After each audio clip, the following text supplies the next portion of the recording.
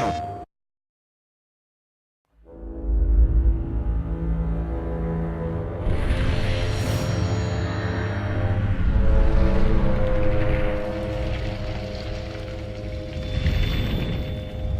at war all the time, still today. After thousands of years, we still go to war. We still are, people that like to fight, to conquer, and that's the way we live.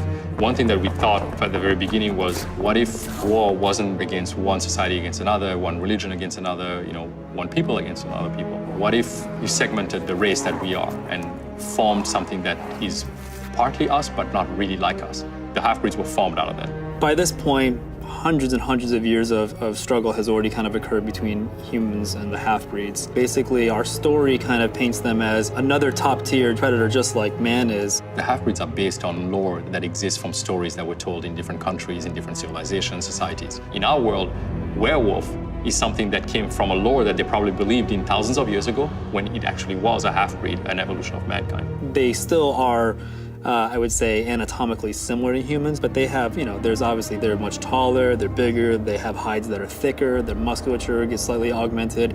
The reason why the lichens and that particular species of half-breed is a threat, it was a question of understanding what it was about the werewolf lore that is as intelligent as you are, but is as bestial as a wolf could be. I think, to me, the most terrifying thing is that we try to basically always have some degree of a performance in them that carries a level of intelligence. They are smart. I think, to me, that's actually the scariest thing about them. And when something can look at you, size you up, and be at your equal, if not above you, I think it becomes very, very scary.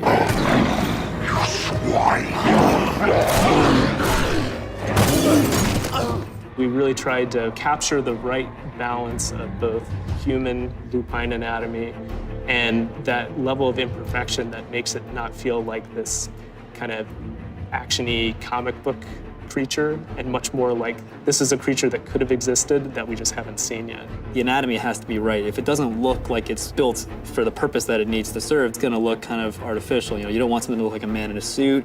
You don't want something to just have weird kind of bones jutting out of it just because that looks cool or scary. Also trying to retain a sense of the person. We didn't want this magical transformation from specific guy to generic scary creature. We wanted a sense of who that person was, still kind of transferred into the lichen anatomy. We knew that one of the pillars of the game was that we not just have lichens, but we have the ability to transform a human into a lichen or vice versa. We wanted no cheats. We wanted continuous, no-cut shots of this happening. And so what that means is actually transforming the anatomy.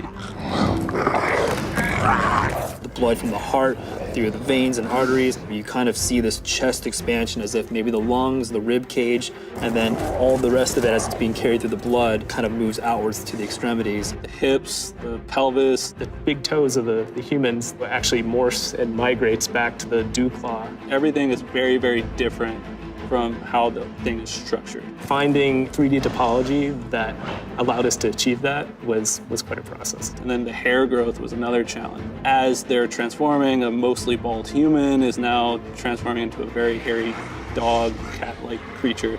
On top of that, the skeletons of both characters are actually animating and transforming along with the splint shape.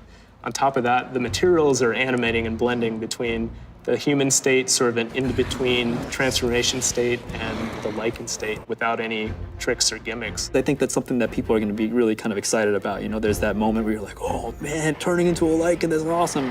And so we wanted to make sure we play that up. But once you feel like that thing makes sense and that it could really stand in front of you, I think there's this whole other layer of kind of emotion that sets in where you're like, wow, that's not just this thing that I take for granted as being a monster or something just, ooh, scary. It's like, that maybe could be something that, we just haven't found in the world. They're in hiding, we don't know where they are. It's always a struggle because everybody was like, should we push it a little more? It's like, no, guys, let's make it believable. Let's keep it in the realm of what people are gonna say. You know what, I don't believe in them, but if I did, that's what I would have believed in.